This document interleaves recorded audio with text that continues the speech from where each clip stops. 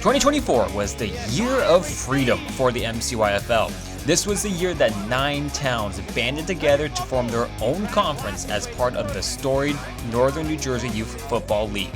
After a successful 9-week regular season and more than 200 games, these 16 teams are the best of the best and will fight for the next 2 weeks for a title. Now let's take a look at the matchups. Let's start in the Super Pee Wee or 5th grade division. Our site is Turkey Brook Park in Flanders, New Jersey. Tommy Adamo and his number 1 seeded Wayne Panthers take on number 4 Randolph. Here are his thoughts. I'm the head coach of the 5th grade team. We started practice in early August with the team. This is actually the first year that our team is playing fully together because of a couple of different leagues we've been in prior years. We started off the season with a couple wins. Our team suffered some injuries. And we had a tough loss to Morristown, but the competition's been amazing. Every game has been close. It's been a battle every week. One of the things I'd really like to say is joining the Morris County Youth Football League has been a tremendous opportunity for the Wayne Panthers. We've had the past couple years where we've been in some different leagues, but a couple years ago, the Morris County Youth Football League went to unlimited, which was something that we really needed here in Wayne. We had a lot of kids that were interested in football, that were overweight, and there was this big misconception about football and big kids playing that they thought there'd be more injuries. I know Morris County Youth Footballs, they've been tracking it, and that hasn't been the case. I mean, football's a big kid sport, and to limit those kids and not let them play is really doing a disservice to the sport. I think what's most important is Wayne football is extremely excited to be back in the Morris County Youth Football League, and we tried to show that this year and be not only good sportsmen, but really bring good football.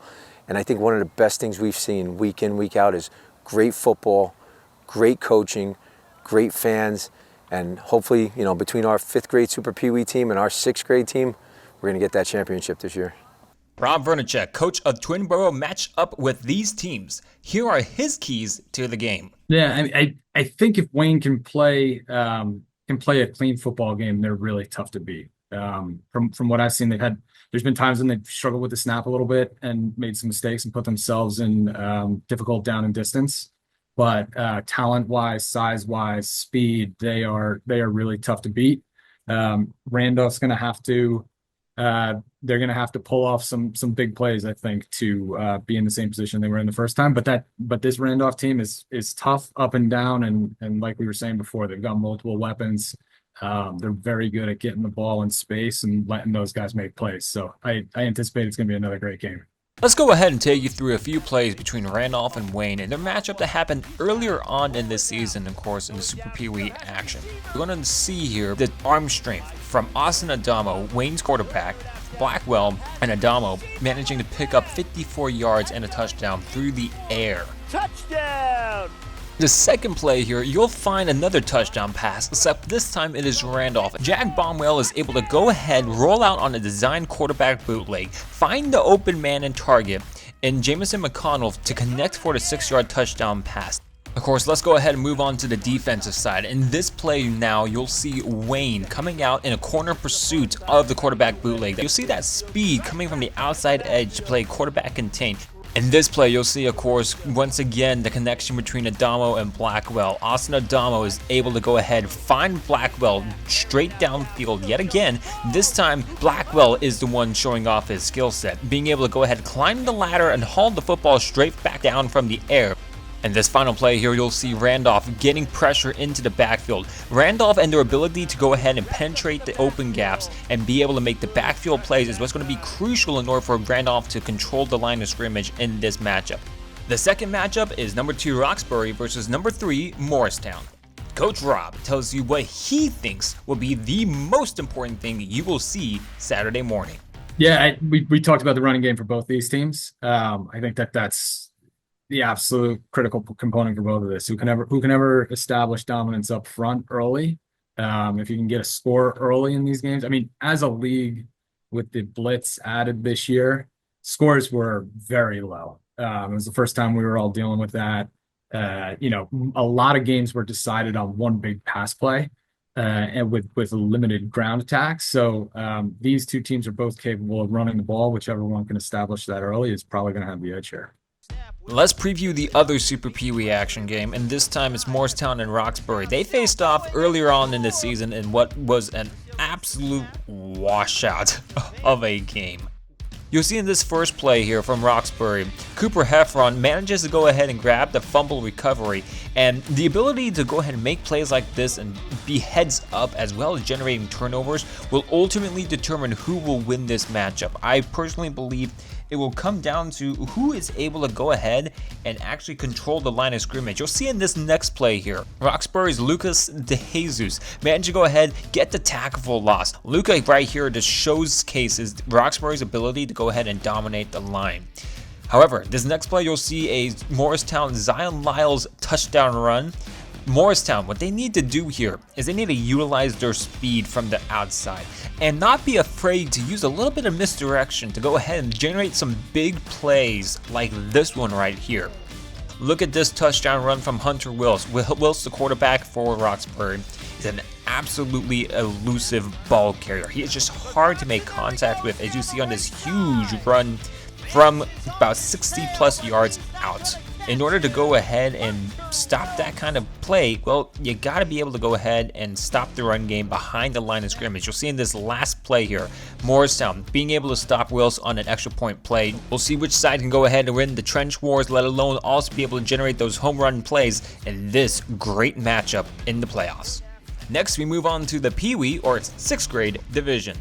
The first game will be the number 1 Randolph Bulldogs versus the number 4 Morristown Wildcats.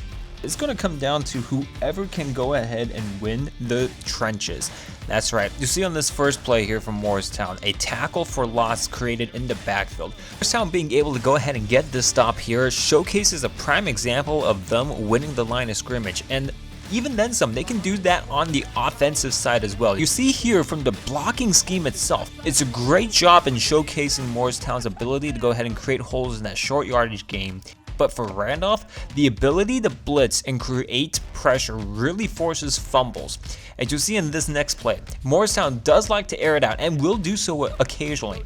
But Morristown really needs to be worried about Randolph, because Randolph will love to go ahead, blitz the quarterback, and create pressure, and it will also generate turnovers, leading to opportunities for Randolph. And you'll see in this play here, Randolph managed to go ahead and get that stop on the outside run. They can go ahead and stop the outside run, as you can see right here with this fourth play.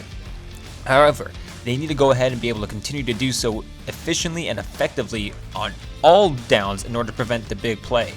What kind of big play am I talking about? Well, you'll see in this final clip here, Julian Hulsey with a touchdown run, and you see just exactly why a player like him is really potent and deadly to the Randolph defense.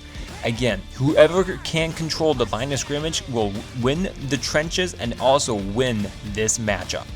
In the second game, RJ Casadino takes his number 3 Roxbury Junior Gales into a game with the number 2 Wayne Panthers. Skill players will be the key to this matchup. We've been pretty fortunate with having the amount of kids in those skill positions that we do have. I say it all the time, even going into this year, a lot of these kids would probably be starting quarterbacks or running backs on a lot of the other teams in our conference. So we're pretty deep there. But again, football's a game of repetition, so it's getting these kids those reps in those key positions. Not that they're not athletically able to do it, it's just getting them a little more comfortable. Of course, let's give some love to the big hog mollies up front and on the trenches as well. What is it like being able to go ahead and know that in most of these games, you're able to actually very much control the offensive and defensive line of these games? Yeah, so our defensive line's played really well this year. We've been able to stop up those gaps, really let our linebackers run free. On the offensive side of the ball, it's been difficult at times, but they've been able to come through. We have thrown the ball a lot, so it's put them in a position where they really have to stay on those blocks.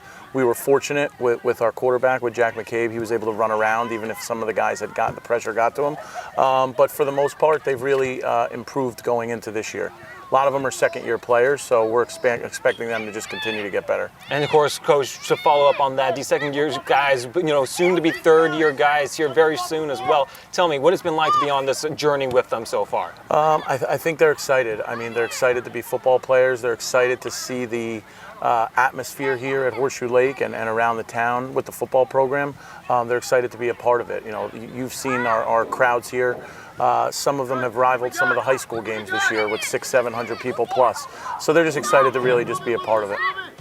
Now as we look at the second matchup in the Pee Wee action, we'll look at Roxbury and Wayne in their matchup from earlier on in this season. We talked to actually Coach RJ from Roxbury, specifically about the amount of playmakers they got on this team. This play is Evan Parker, who's normally a receiver, throwing a touchdown pass to none other than Cam Casandino, who's a favorite target on offense. Again, the ability to go ahead and make plays from a slew of different names is really what gives Roxbury their edge. This play is a tackle for loss by Chris Desir, who managed to go ahead and get his way outside of an edge block. And in the second play, you'll see him doing it yet again. However, this one is more traditionally set up by the clogging up of the traditional run games. The ability of Roxbury to go ahead and eliminate those traditional run lanes and being able to go ahead and let their playmakers make these plays is what gives Roxbury their edge. However, it's not like Wayne is without their playmakers as well. This is evident in this touchdown run by Luke Ferrante. Wayne, you'll see here, actually generates a very wide open hole on the offensive line, actually getting second level blocking in this late fourth quarter play. And this actually gives Wayne the lead in the match. However, it's not this play I want to really highlight. It's this final play made by none other than Maverick Tabije. This pick six seals the deal for Wayne, gets him the victory from this earlier season matchup, and also highlights Maverick Tabije's absolute impeccable ability to go ahead and be in the right place at the right time. And that's exactly why he's the one leading the entire Freedom Conference in interceptions. That wraps up Saturday. On Sunday, we'll start with the junior varsity or 7th grade division. Our site is Hackettstown High School. Our first game will match up number 1 Roxbury versus number 4 Rockaway. Sparta coach Price faced both teams. I know those two towns are butting up against each other, so that's got to be some type of a rivalry. I didn't grow up here. I'm from Massachusetts, so I'm not totally familiar, but it has to be a rivalry. I would have loved to seen that matchup earlier in the year because I think Rockaway, they're big. They've got a couple of fast kids on the edge, and I think they can give Roxbury a run for their money. I just don't know if it's enough to take them over the finish line for the win. These two teams, of course, faced up against each other earlier on in the season, and boy, oh boy, was it a firework show. And primarily to get it started off was none other than Roxbury's Mason Bertos. He started off, and you'll see this first play, he is a beast. He is hard to take down and is an absolute game changer as he goes ahead and take this touchdown run from about 55 yards out. And let me re-stress this as well. He is a game changer. Take this second play by Bertos. He takes a 50-yard screen pass down the field for a touchdown with crunch time really approaching at the end of the first half.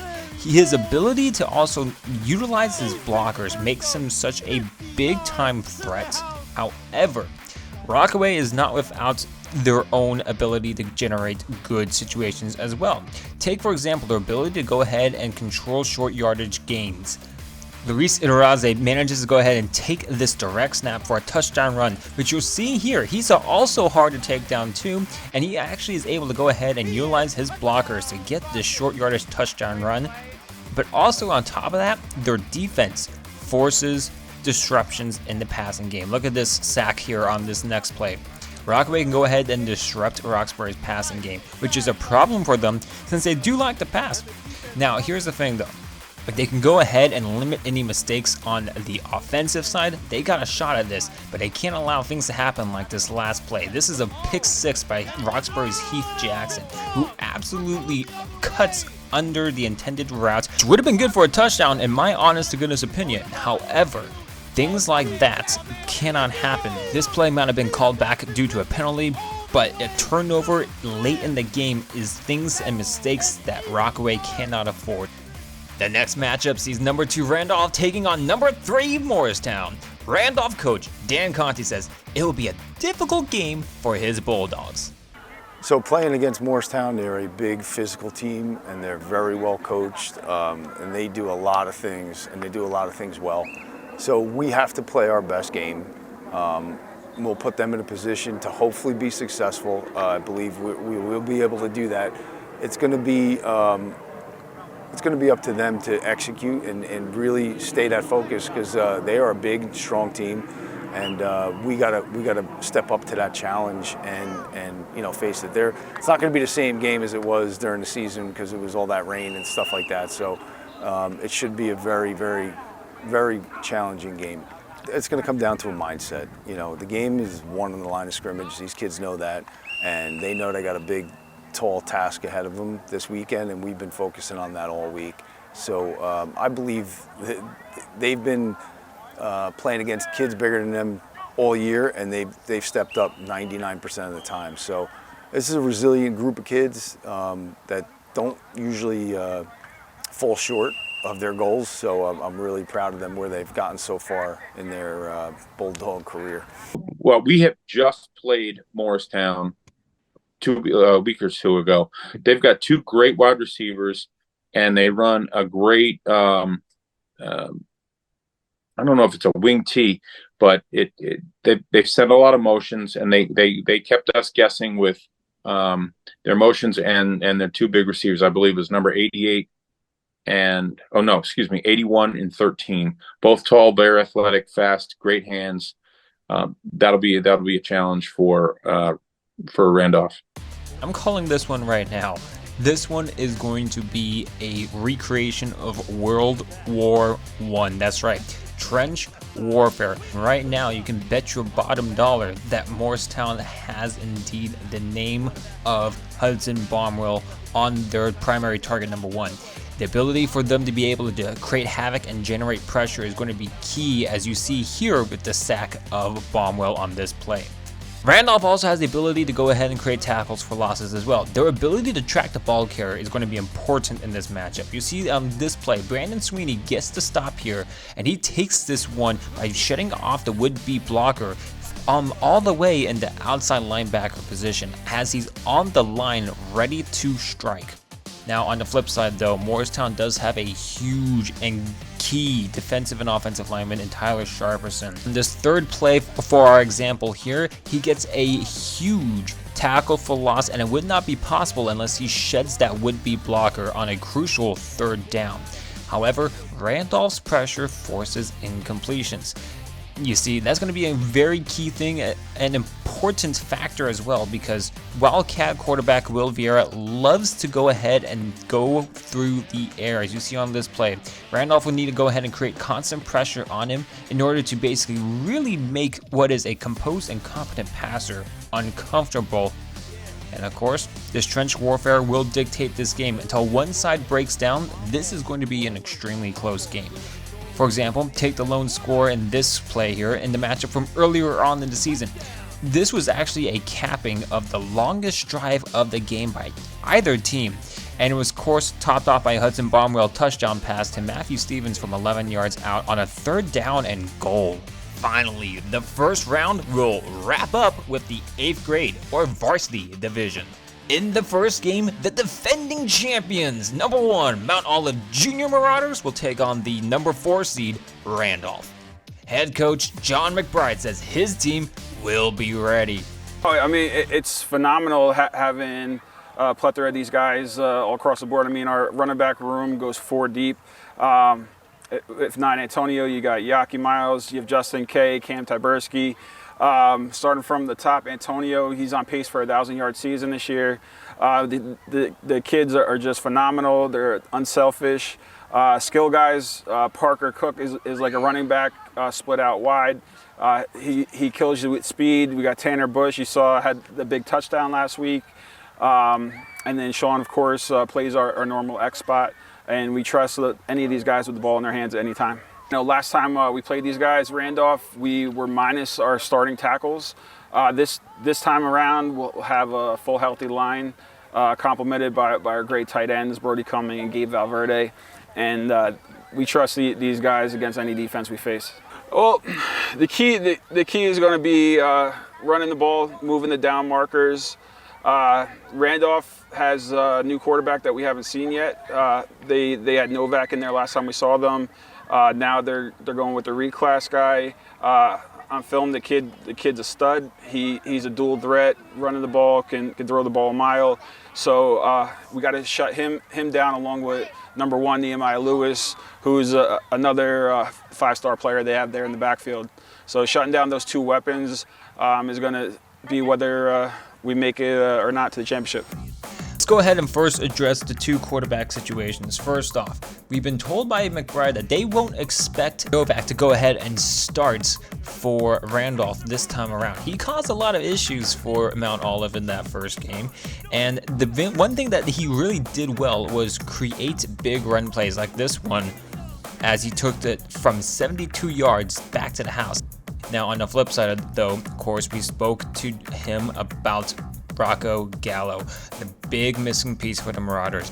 He said that he seemed doubtful for that matchup against Randolph, and they will likely be missing out on the single-season touchdown passes record holder, and his playmaking ability to go ahead and thread the needle, like this touchdown pass you see here to Parker Cook. Now, that being said, Mount Olive does stress their pride in their linemen and as well as their play on defense. We spoke to Yaquan Miles, otherwise known as Yaki, who go ahead and prided himself alongside his teammate Gabe Valverde to go ahead and be physical on defense. Both of them managing to go ahead and make a big play on this stop right here. And of course, we also spoke to the anchor on the defensive line, Logan Macri, who prided himself on his camaraderie with his teammates, as well as his role on the line, like making big plays like this one, including this 4th quarter tackle for loss on 3rd down. Regardless, it will be a great matchup to watch this Sunday. In the second game, number 2 Sparta takes on number 3 Morristown. Morristown coach Ryan Flynn gives us a preview of that game. We just got to discipline and tackle. One play at a time, and we can't worry about the big play. We just got to do what we do and control line of scrimmage and trust our big boys up front to lead us to victory, because without them we're not going to get anywhere. 2 weeks ago, these teams faced off against each other and put on an absolute clinic. Charlie Fisher, though, let me just address him right here, right now, is a beast. Watch him on display. Take the pitch on the speed option, 50 yards down the field, and it just really showcases his big play ability. The option play really starts with the decision-making and the playmaking ability of the quarterback, and Marcelo Savone is one of those guys who just gets it. Speed option is one of the most effective play calls the Wildcats can go ahead and implement on Sunday against this Spartan defense. And with a quarterback with speed, well, let me just say it right now, it makes that play even more potent. But you know, I know who else is potent? Eric Weinstock, the absolute thorn in the side of Morristown all game long, doing things that you wouldn't ever possibly dream of pulling off in Madden. That's right, Eric Weinstock on this play takes it back to the house, kick 6. And he wasn't just done, he also had himself a touchdown run earlier on in the game, but even later in the game, as you'll see on this next play, he is a weapon on a touchdown pass. Absolutely, if Morristown has any chance of winning this one, they gotta keep Weinstock contained on all facets of the playing surface. Winners of all the games will match up for the title on Saturday, November 16th and Sunday, November 17th at Mount Olive High School. We will be on site for previews of those games. Good luck to all of the teams. For the touchdown!